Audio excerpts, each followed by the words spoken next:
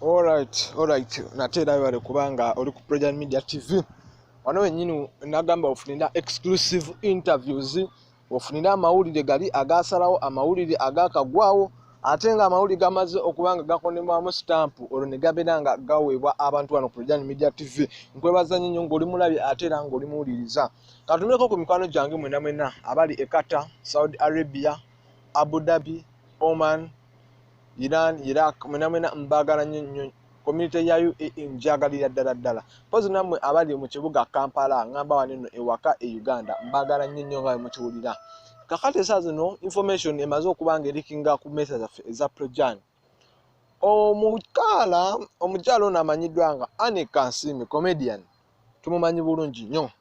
Anne Kansiime kigambibwa essaawa zino twogerera Anne Kansiime kigambibwa nti ali lubuto lwoli omuvubuka.